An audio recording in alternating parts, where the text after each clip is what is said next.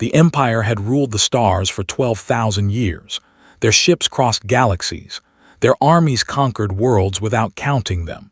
Their people lived for centuries and believed themselves to be the most perfect beings in all of creation. They valued two things above everything else. The first was pure blood. The second was fertility. A who could not produce children was considered less than nothing. Princess was born as the third daughter of Emperor. She had silver eyes like all royal and skin that shimmered pale blue under starlight. She was beautiful by any standard in the galaxy, but none of that mattered. When she was 16 years old, the royal physicians discovered that she carried a genetic defect. Her body could not produce children. She was barren. From that day forward became invisible. Her sisters received suitors from noble houses across the empire. They attended grand celebrations and wore jewels worth more than entire planets, was kept in a quiet wing of the palace where visitors would not see her. She ate her meals alone. She walked in gardens where no one else walked. The servants whispered about her when they thought she could not hear. They called her the Empty One. Her father, Emperor, never looked at her directly again. Her mother, the Empress, visited her once each year on her birthday and spent most of the visit crying about what a tragedy it all was. Her sisters pretended she did not exist. This was the way. A woman who could not bear children had no place in society. She was broken. She was shameful. She was nothing. Spent 20 years living this way. She read books in the palace library. She learned to paint and to play music. She watched the stars from her window and wondered if there was any place in the universe where she might matter to someone. She did not believe such a place existed. Then the humans arrived. Humanity had only discovered faster than light travel 50 years earlier. They were new to the galactic community. Their ships were small and slow compared to vessels. Their weapons were primitive. They were laughably short. Most species in the galaxy dismissed them as insignificant creatures who would probably destroy themselves before they ever became important. But the humans were persistent. They sent diplomatic missions to every species they encountered. They wanted trade agreements and cultural exchanges and peace treaties. They wanted to learn and grow and connect with others. The High Council found this amusing. These tiny creatures with their tiny lives actually thought they deserved to sit at the same table as the great empires. When the human diplomatic vessel called the Endeavor requested formal relations with the Empire, the High Council saw an opportunity for entertainment. It was customary to exchange gifts when establishing diplomatic ties. The humans had offered samples of their art, their music, their food, and their literature. The council needed to decide what gift the empire would give in return. Lord, the most senior member of the council, proposed an idea that made everyone laugh. They would give the humans a bride, not just any bride. They would give them the Barren princess. It was the perfect insult. The humans were too primitive to understand customs. They would accept the gift thinking it was an honor. Only later would they discover that they had received damaged goods, a worthless woman that even her own people did not want. Emperor approved the plan with a rare smile. It solved two problems at once. It removed the embarrassment of his defective daughter from the palace, and it humiliated the humans who thought themselves worthy of imperial attention. No one asked what she thought. No one ever did. The delegation arrived at the Endeavor on a cold morning in the void between stars. Lord led the procession with great ceremony. Behind him walked Princess in formal robes of silver and white. She kept her eyes down as she had been trained to do. She did not know why she had been summoned. She did not know that her life was about to change forever. The human ship was small compared to cruisers, could see scratches and repairs on its hull. It looked like a vessel that had worked hard and traveled far. The humans waiting in the docking bay wore simple uniforms in dark blue. They stood straight and watched the delegation approach with curious eyes. One human stood at the front of the group. He was not particularly tall or impressive looking. He had brown hair that was slightly messy and green eyes that seemed to notice everything. His name was Lieutenant Commander Jake. He was 34 years old and came from a place called Nebraska on the human Earth. He had been serving in space for 12 years and had never expected to become involved in galactic politics. Lord stepped forward with a smile that did not reach his eyes. He spoke about the great honor of establishing relations between their peoples. He talked about tradition and respect and cultural bonding. Then he gestured toward. "We present to you Princess of the Imperial House," Lord announced. "She is given as a bond gift to your senior diplomatic officer. This is our custom when forming new alliances. She will serve as a living bridge between our peoples." Jake looked at the princess. He saw a woman who held herself very still, like someone waiting to be struck. He saw the way the other stood apart from her, as if she carried some disease. He saw the faint trembling of her hands that she was trying to hide. He saw fear and resignation in her silver eyes. Something was wrong here. Jake did not know customs well, but he recognized cruelty when he saw it. The way Lord smiled. The way the others smirked at each other. This was not an honor. This was a punishment. They were getting rid of this woman and using the humans to do it. Jake could have refused. He could have created a diplomatic incident by rejecting the gift. He could have demanded explanations and caused offense. Instead, he did something that surprised everyone, including himself. He stepped forward and extended his hand toward the princess. "It is very nice to meet you, Princess," he said in a warm and friendly voice. "Would you like some coffee? It is a drink from my planet. I think you might enjoy it." Raised her eyes for the first time. She stared at his extended hand without understanding. In her entire life, no one had ever offered her a choice. No one had ever asked what she might want. No one had ever spoken to her with simple kindness as if she were just a regular person worthy of basic respect. She did not know what coffee was. She did not know what to do with his hand, but something in his eyes made her feel like perhaps, for the first time in 36 years, she might be safe. "I would like that," she whispered. Behind them, Lord exchanged glances with his attendants. The humans were even more foolish than expected. They had accepted the gift without question. They had no idea what they were getting. The joke would become clear soon enough. What Lord did not understand, what No could have predicted, was that humans did not see people the same way his kind did. They did not measure worth by bloodlines or fertility. They measured worth by character, by kindness, by the content of a person's heart. The thought they were throwing away their garbage. They had no idea they were giving Jake the greatest gift he would ever receive. And they had no idea what humans could do when they decided to care about someone. The first week aboard the Endeavor confused more than anything in her entire life. She had prepared herself for what came next. She knew what happened to unwanted women who were given away. She expected to be ignored at best. She expected cruelty at worst. She expected to sleep in a small room and serve whatever purpose her new owners required. None of that happened. Jake gave her quarters of her own. They were not large by palace standards, but they were comfortable and warm. She had a bed with soft blankets. She had a window that looked out at the stars. She had a door that locked from the inside, and Jake made sure she understood that no one would enter without her permission. "This is your space," he told her. "You can do whatever you want in here, read, sleep, paint, whatever makes you happy." Did not know how to respond. She spent the first 3 nights lying awake, waiting for something terrible to happen. Nothing did. Jake introduced her to the crew as a guest and diplomatic representative, not as property, not as a bond servant. He used words like colleague and friend when he spoke about her. The humans on the ship smiled at her and said hello when they passed her in the corridors. A young officer named Danny offered to show her around the ship. A cook named Maria asked if she had any food allergies and whether she wanted to try something called chocolate cake. These people were strange.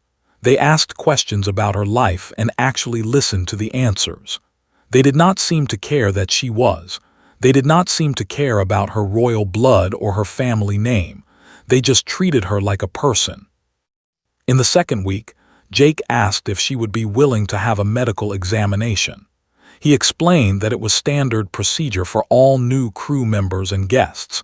He said she could refuse if she wanted. He said Dr. Cole was very kind and very professional. Agreed because she did not know how to say no to anything. Refusal had never been an option in her old life. Dr. Cole was a woman in her 40s with short gray hair and a calm presence. She ran scanners over his body and took samples of her blood. She asked questions about biology and took careful notes. After an hour of examination, she frowned at her computer screen and looked at with curious eyes. "I found something interesting," Dr. Cole said. "There is scarring in your reproductive system and some hormonal irregularities. This is causing your infertility. Do you mind if I ask how long you have had this condition?" Felt her stomach drop. The humans knew now. They would understand what they had done. They would realize they had been given defective goods. She lowered her head and prepared for the disgust and anger that would follow. "All my life," she whispered, "I was born this way. Among my people it is considered a divine punishment. It cannot be fixed. I am sorry that you were deceived. I understand if you wish to send me back." Dr. Cole was quiet for a moment. Then she said something that would remember for the rest of her life. "Send you back? Why would we do that? And what do you mean it cannot be fixed? This is just a medical condition. The scarring can be treated with regenerative therapy. The hormonal issues can be corrected with medication. It will take some time, maybe 6 months or a year, but there is no reason you cannot be healthy and fertile." Stared at her. The words did not make sense. For 20 years she had been told that she was broken beyond repair. Every physician in the empire had confirmed it. Her condition was permanent. It was divine punishment. It was the reason she had no value as a person. "That is not possible," she said. "It absolutely is possible," Dr. Cole replied with a gentle smile. "Humans have been treating conditions like this for over 200 years. It is not even complicated by our standards. Would you like me to begin treatment?" Started crying. She could not stop herself. 20 years of pain and shame and loneliness came pouring out of her in great heaving sobs. Dr. Cole did not seem bothered. She simply handed tissues and waited patiently until the tears slowed. "I would like that very much," finally managed to say. The treatment began the next day. Dr. Cole explained every step of the process in simple terms. She showed the medications and described what each one would do. She scheduled regular checkups and answered every question without making feel stupid for asking. While her body healed, began to learn about humans. Jake invited her to dinner in the ship's common area. She sat at a long table surrounded by crew members who talked and laughed and shared food from their home regions on Earth. A woman named Lisa told jokes that did not understand but laughed at anyway because everyone else was laughing. A man named Pete argued passionately about something called baseball, which seemed to be a game involving balls and wooden sticks. They asked about food and music and holidays. They were genuinely curious. They did not mock her or look down on her. When she admitted that she had spent most of her life alone, several crew members looked sad on her behalf. "That sounds really hard," Danny said. "I cannot imagine growing up without my family around. I have 4 brothers and they drive me crazy sometimes, but I love them." Had never heard anyone speak about love so casually. Among such emotions were considered private weaknesses. Here, humans talked about love like it was the most natural thing in the world. Jake showed her human movies. They sat together in the observation lounge and watched stories about adventure and romance and comedy. Laughed for the first time in years during a film about a family of superheroes who could not stop arguing with each other. She cried during a story about a father who traveled across the galaxy to save his daughter. She found herself thinking about these stories for days afterward. "Why do humans make so many stories about love?" she asked Jake one evening. He thought about the question seriously before answering. Because love is the most important thing to us, I think. We do not live very long compared to other species, maybe 80 or 90 years if we are lucky. So we learn to cherish the time we have with the people we care about. Love gives meaning to our short lives. Consider this. Lived for 500 years or more, they had time for everything. But somehow, despite their long lives, they had forgotten how to love. They calculated marriages for political advantage. They measured children for genetic value. They discarded anyone who did not meet their standards. Humans lived fast and brief lives, but they filled those lives with warmth and connection and joy. As the months passed, noticed something changing between herself and Jake. He always asked her opinion about things. He remembered small details she mentioned and brought them up later. He made her coffee every morning even though she knew he preferred tea himself. When she was sad, he sat with her in comfortable silence. When she was happy, his eyes lit up with genuine pleasure. He never touched her without permission. He never demanded anything from her. He never made her feel like she owed him anything for his kindness. One night, 6 months after her arrival, asked him a question that had been building inside her for weeks. "Why are you so kind to me? You know what I am. You know I was given to you as an insult. Why do you treat me like I matter?" Jake looked at her with those steady green eyes that noticed everything. "Because you do matter," he said simply. "Every person matters. Where you came from and what your body can or cannot do does not change that. You are smart and brave and kind. You survived 20 years of cruelty without becoming cruel yourself. That takes incredible strength." He paused and then added more quietly, "And honestly, I think you are wonderful. Getting to know you has been the best part of this whole mission." Felt something warm bloom in her chest. It was unfamiliar and frightening and beautiful all at once. She was beginning to understand what love felt like. And she was beginning to realize that humans had given her something the Empire never could. They had given her hope. 1 year after arrived aboard the Endeavour, Dr. Cole called her to the medical bay for a routine checkup. These appointments had become normal by now. No longer felt afraid when she walked through the white doors and sat on the examination table. She trusted Dr. Cole completely. The doctor ran her usual scans and took her usual samples, but this time she did not give her usual calm report. Instead, she stared at her computer screen for a very long time. Her eyebrows rose higher and higher. A small smile began to form on her face. "Is something wrong?" asked, feeling a familiar fear creep back into her heart. "Wrong?" Dr. Cole turned to face her. "No, something is very, very right. The treatment worked better than I hoped. Your body has healed completely, and there is something else." She paused, and her smile grew wider. "You are pregnant." Did not understand the words at first. They did not make sense together. She had spent her entire life being told that pregnancy was impossible for her. The greatest physicians in the Empire had declared it so. Her own father had cast her aside because of it. Her entire identity had been shaped around this one terrible truth. "That cannot be right," she whispered. "Please check again, there must be an error." Dr. Cole checked again, and again. The result was the same each time. 6 weeks along, the doctor confirmed. "Strong heartbeat, everything looks perfectly healthy, congratulations." Legs stopped working. She slid off the examination table and collapsed to her knees on the floor. Great sobs tore from her chest. She could not breathe. She could not think. 20 years of pain and shame and believing herself worthless all crashed together inside her at once. Dr. Cole knelt beside her and held her hand without saying anything. She understood that some moments were too big for words. When could finally speak again, she asked, "Does Jake know?" "Not yet. I thought you might want to tell him yourself." Found Jake in the observation lounge, his favorite place on the ship. He was sitting by the large window, reading something on his tablet and drinking coffee. He looked up when she entered and smiled that warm smile that always made her feel safe.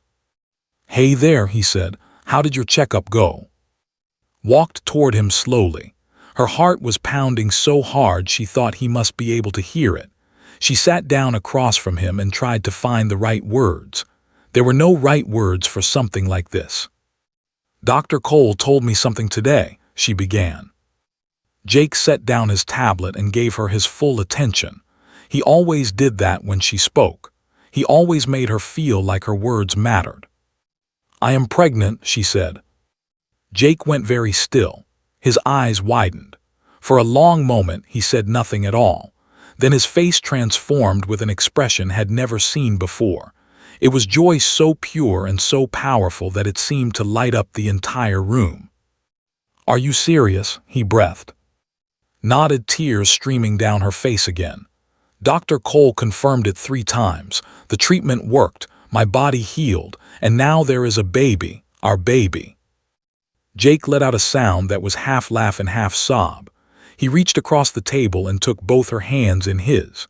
His grip was gentle and strong and trembling all at once. "This is incredible," he said. "This is the most incredible thing that has ever happened. Are you okay? How do you feel? Do you need anything?"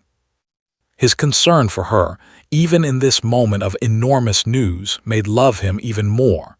He was not thinking about what this meant politically or strategically. He was thinking about her. "I feel scared," she admitted, "and happy, and confused. I do not know how to be a mother. I barely know how to be a person. What if I fail? What if I am broken in other ways too?" Jake moved to sit beside her. He put his arm around her shoulders and pulled her close. "You will not fail," he said firmly. "And you are not broken. You never were. The people who told you that were the broken ones. They could not see what was right in front of them." He kissed the top of her head gently. "We will figure this out together," he promised. "That is what humans do. We face challenges together. We support each other. We make mistakes and we learn from them. And we love our children with everything we have, no matter what." The news spread through the ship within hours. Maria, the cook, started preparing special meals with extra nutrients for the baby. Danny offered to build a crib in the workshop. Lisa began knitting tiny blankets in her free time. The entire crew seemed to adopt the unborn child as their own. Dr. Cole monitored the pregnancy with intense focus. A human and hybrid had never existed before. Every scan revealed something new and fascinating. The baby had characteristics of both species. She was developing normally but differently, combining the best traits of 2 peoples. "It is a girl," Dr. Cole announced at the 3-month scan, "and she is absolutely perfect." Jake and decided to name her Lyra, after a constellation visible from Earth. It seemed fitting for a child who would belong to 2 worlds. But not everyone was happy about the news. Intelligence operatives had agents throughout the galaxy. Word of the pregnancy eventually reached the Imperial Palace. At first, Emperor dismissed the reports as human lies or exaggerations. The Barren princess could not possibly be pregnant. It was a medical impossibility. When additional intelligence confirmed the truth beyond any doubt, the Emperor summoned Lord to the throne room. "Explain this," demanded, throwing a data pad at the counselor's feet. Lord picked up the device and read the report with growing horror. Princess was indeed pregnant. Human medical technology had accomplished what science had declared impossible. The defective princess, the one they had thrown away as garbage, was now carrying the first human hybrid in galactic history. "This must be some trick," Lord stammered. "Perhaps the child is not truly hers. Perhaps the humans faked the records." "The genetic tests are conclusive," the Emperor said coldly. "The child is hers, and it carries human DNA as well. Do you understand what this means?" Lord understood. They had given away a princess of the imperial house to what they considered primitive savages. Now that princess had become a mother. If the hybrid child survived and thrived, it would prove that genetic science was not as advanced as they believed. It would prove that humans could do things the great empire could not. It would make them look like fools. "The child must not be born," Lord said quietly. "We should send a team to retrieve the princess and terminate the pregnancy before it progresses further." Emperor considered this. It would solve the immediate problem, but it would also mean acknowledging that they had made a mistake. It would mean admitting that they feared what the humans had accomplished. "Not yet," the Emperor decided. "We will watch and wait. Perhaps the pregnancy will fail on its own. Perhaps the hybrid will be too unstable to survive. Nature may solve this problem for us." But nature had other plans. Lyra grew stronger with each passing week. His body adapted to the pregnancy with remarkable resilience. Dr. Cole documented everything carefully, creating the first medical record of hybrid development. The baby kicked and moved and made her presence known in a dozen small ways. Jake talked to Lyra through his belly every night before sleep. He told her stories about Earth and about Nebraska and about all the wonderful things she would see when she was born. Found herself doing the same thing sharing tales from her culture that she wanted her daughter to know. "She is going to be extraordinary," Jake said one night, his hand resting on the swell of stomach. "Half human, half. She will have the best of both worlds." Covered his hand with her own. "She will also face challenges that no one has ever faced before. She will not fully belong to either species. Some will hate her simply for existing." "Then we will teach her to be strong," Jake replied. "We will teach her that she belongs wherever she chooses to stand. We will teach her that love matters more than bloodlines." Smiled at her husband. They had married quietly 3 months after learning about the pregnancy. There was no grand ceremony, just a simple exchange of vows in front of the crew. It was nothing like a royal wedding. It was better. "I used to think I was worthless," said softly. "I believed what they told me. I believed I was broken and shameful and deserved to be hidden away." She placed her hand over her heart. "Now I am going to be a mother.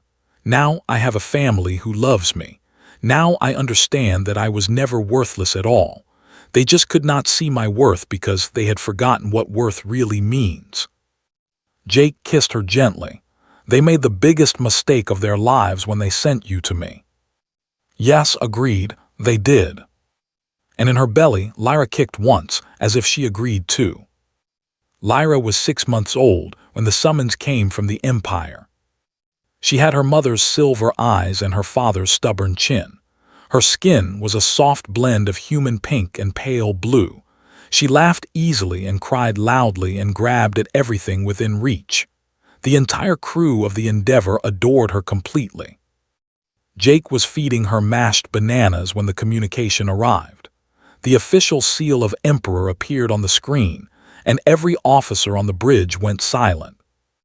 "This is a formal summons from the Imperial Court," the recorded message announced. "Princess and her offspring are commanded to return to the Empire immediately for proper evaluation and cultural integration. The hybrid child must be examined by Imperial physicians to ensure its health and genetic stability. Failure to comply will be considered an act of defiance against the throne." The message ended. Jake looked at who had gone very pale. "They want to take her," whispered. "They want to take our daughter." Everyone knew what proper evaluation meant. They wanted to study Lyra like a laboratory specimen. They wanted to claim credit for her existence and bury the embarrassing truth of how she came to be. And if they decided the hybrid was unacceptable, they would make her disappear. There would be no record, no explanation, just silence. Captain Hayes, the commanding officer of the Endeavor, called an emergency meeting. Senior staff gathered in the conference room to discuss their options. The mood was grim. "We have to consider this carefully," Captain Hayes said. "The Empire commands thousands of warships. Their technology is centuries ahead of ours. If we refuse this summons, we could be starting a war that humanity cannot win." Commander, the tactical officer, nodded reluctantly. "Our fleet is growing, but we are not ready for direct confrontation with the Empire. One of their battle cruisers could destroy a dozen of our ships. So we should just hand over a baby, Dr. Cole demanded. Hand over my patient and her child to people who threw her away like trash. I did not say that, Captain Hayes replied. I am saying we need to think about consequences. Jake had been quiet throughout the discussion. He sat in his chair with Lyra sleeping against his chest, her small hand wrapped around his finger. When he finally spoke, his voice was calm but hard as steel. I am not giving them my daughter. Everyone turned to look at him. Jake, Captain Hayes began, we need to consider all angles here. I have considered them, Jake interrupted.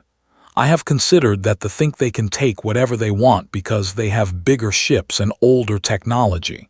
I have considered that they threw away my wife because she did not meet their standards. I have considered that they gave her to us as a joke, expecting us to be humiliated when we discovered what they had done. He stood up, still holding Lyra protectively against his chest.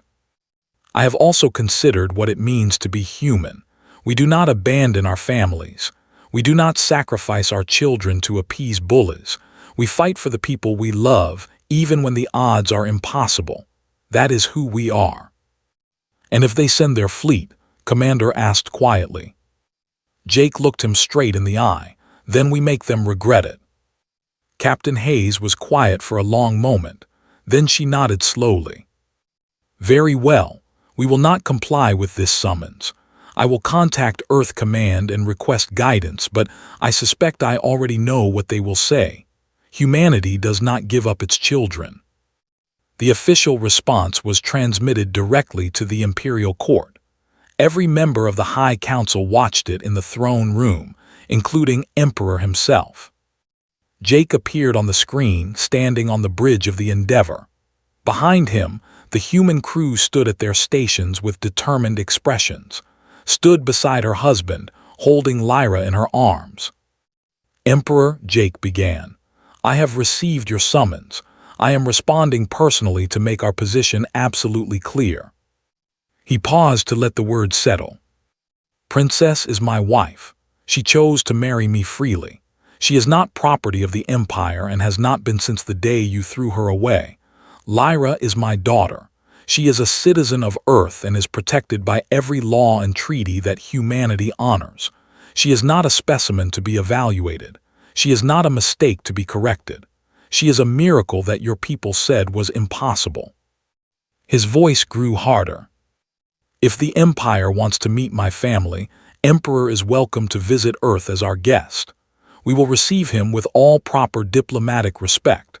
But make no mistake, Your Majesty, any ship that approaches my family with hostile intent will learn exactly why humanity has survived every extinction event our planet has thrown at us. Jake leaned closer to the camera. We are small. We are young.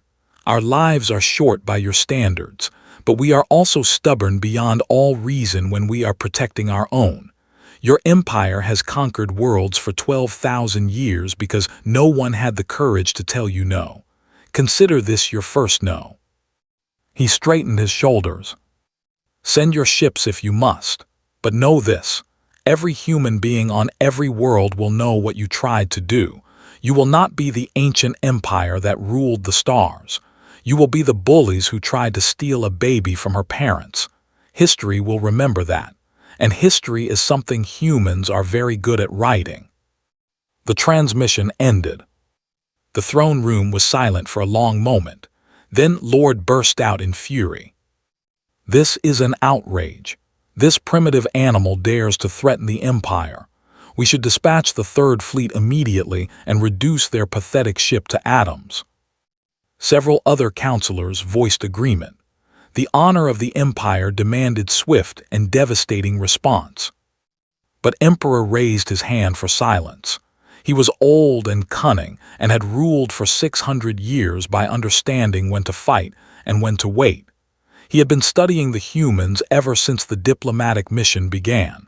What he had learned disturbed him. The humans had only achieved faster than light travel 50 years ago. But in that short time, They had expanded to 17 worlds. They had formed alliances with 3 other species. They had developed medical technology that could fix genetic conditions they considered permanent. And their history was a catalog of impossible victories. They had survived ice ages and plagues and wars that killed millions of their own kind. They had split the atom. They had walked on their moon before they could even leave their own solar system. They had domesticated wolves and turned them into loyal companions. They had spread across their entire planet and tamed every environment from frozen wastelands to burning deserts. They were not like other species the Empire had conquered. Those species had achieved stability and then stopped growing.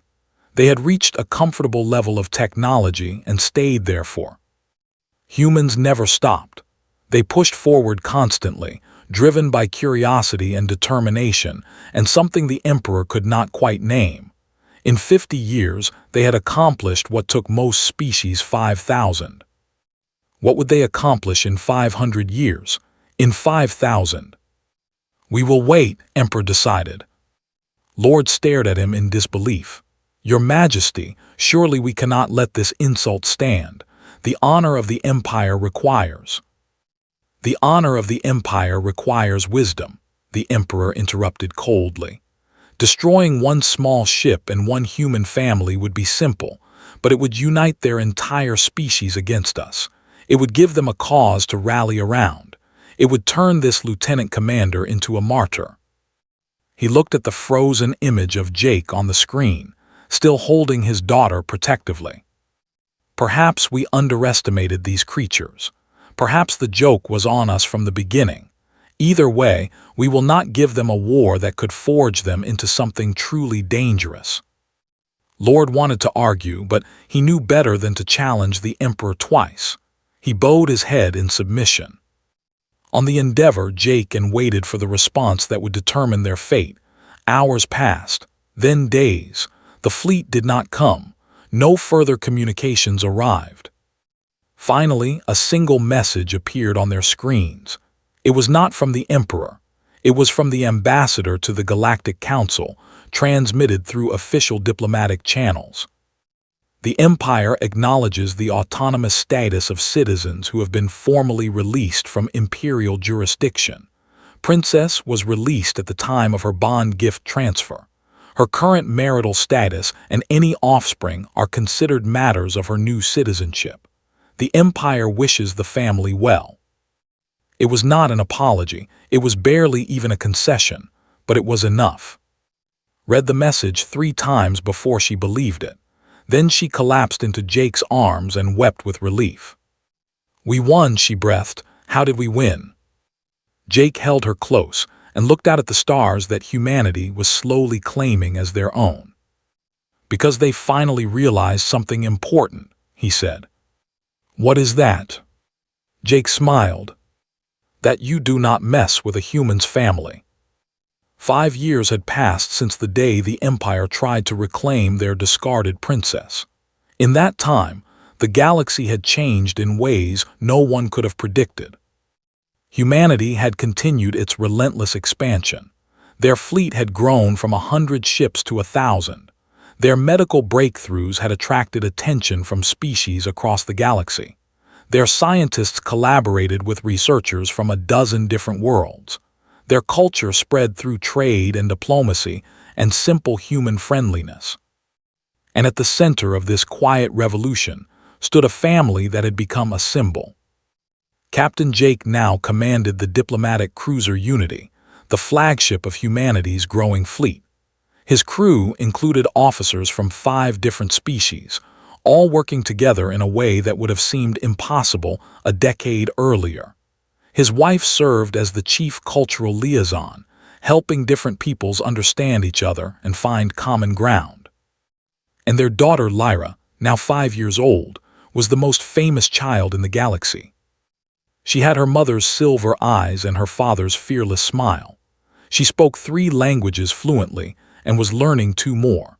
She could recite the names of every star system in the Human Alliance and every province in the Empire. She loved chocolate ice cream and bedtime stories and asking questions that no one could answer.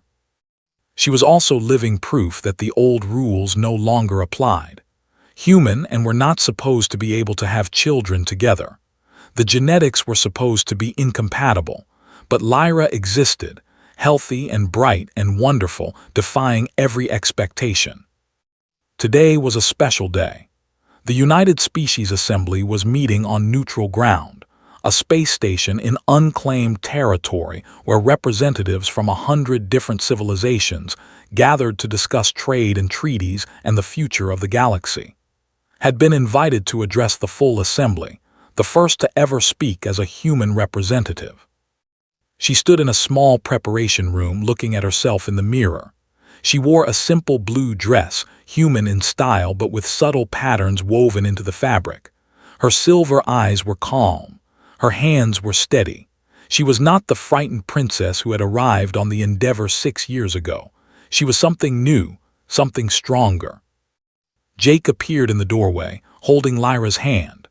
Their daughter was wearing her best dress and looking slightly bored, as children often do when adults make them dress up for important events. "Ready?" Jake asked. Smiled at her family. "Yes, I think I finally am." The assembly hall was enormous. Thousands of delegates filled the curved rows of seats, representing every major species in the known galaxy. Giant screens displayed translations in dozens of languages. The air hummed with anticipation and curiosity. The delegation sat in a prominent section near the front. They had sent Lord himself, now older and more cautious than he had been 5 years ago. He watched approach the central podium with an expression that was difficult to read. Fear, perhaps, or regret, or something stranger still. Stepped up to the microphone and looked out at the vast assembly. Somewhere in the crowd, Jake was holding Lyra in his lap and smiling at her with pride. She drew strength from that smile, as she always did. "Distinguished delegates," she began, "thank you for allowing me to speak today.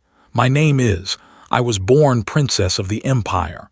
I was given away as an insult to a species that my people considered primitive and unimportant. I stand before you now as proof that they were wrong." The hall was completely silent. Every eye was fixed on her. "In my culture, I was taught that worth is determined by blood and fertility.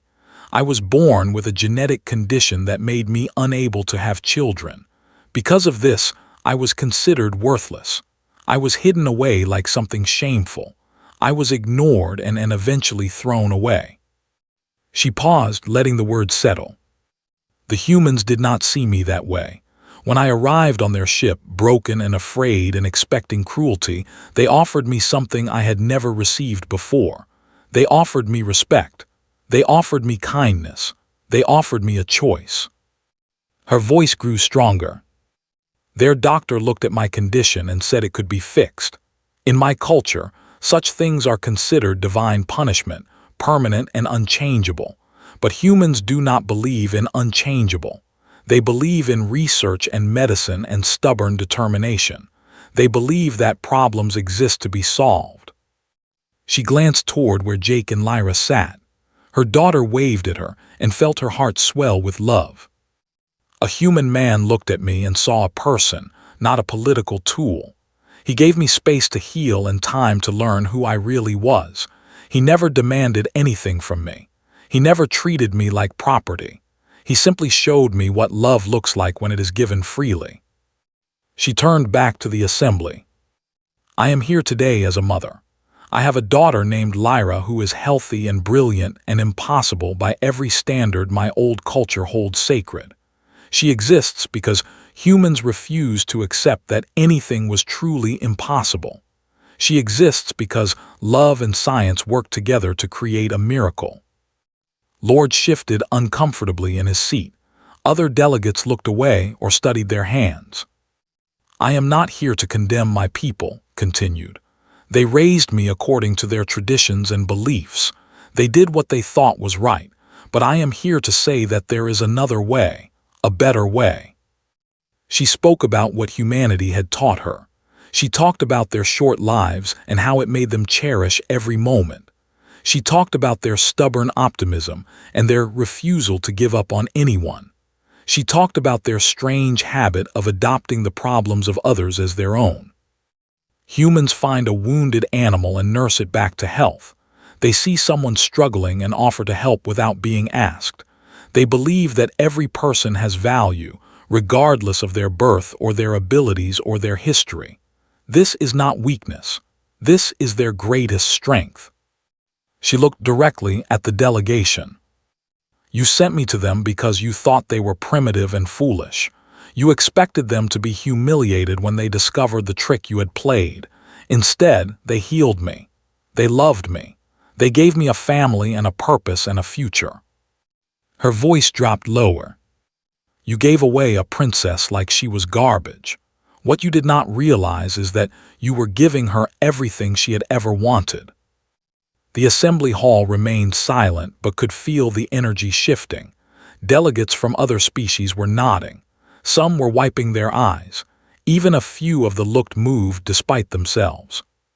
Concluded her speech with a simple plea for unity and understanding. She asked the assembled species to learn from humanity's example, to measure worth by kindness rather than bloodlines, to see differences as opportunities rather than threats. She asked them to imagine a galaxy where no child was thrown away because they did not meet someone's narrow definition of perfect. When she finished, the applause began slowly and then grew until it filled the entire hall. Delegates rose to their feet one by one, then in groups, then in waves, until nearly the entire assembly was standing and clapping. Even Lord stood, though his applause was hesitant and his face was troubled. Perhaps he was finally understanding the magnitude of the mistake he had made 5 years ago. Perhaps he was realizing that the joke had always been on the. Later that evening, the family returned to their ship. Lyra had fallen asleep in Jake's arms, exhausted from the excitement of the day, stood at the observation window looking out at the stars. Jake joined her after putting Lyra to bed. They stood together in comfortable silence for a long while. You were amazing today, Jake finally said. I have never been more proud of you. Leaned against him, feeling safe and loved and complete. I keep thinking about the day I arrived on your ship, she said. I was so afraid. I expected you to be disgusted when you learned the truth about me. I expected rejection and cruelty.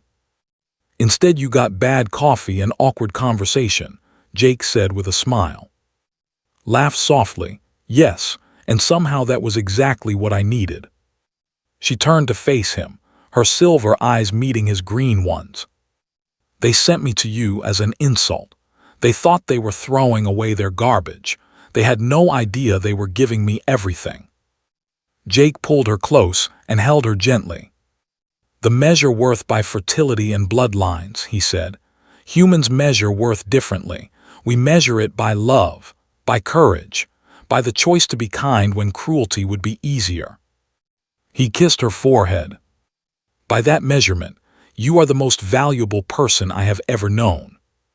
Closed her eyes and let herself be held. Outside the window, the stars stretched on forever, full of possibility and wonder and hope. She had been born a princess in a cold empire that could not love her. She had become a mother in a warm world that cherished her. She had been given away as a joke and had returned as proof that humanity's way was better. The barren princess had become a mother. The discarded gift had become a treasure. The insult had become a blessing. And somewhere in the vastness of space, a little girl named Lyra dreamed of adventures, never knowing that her very existence had already changed the galaxy forever.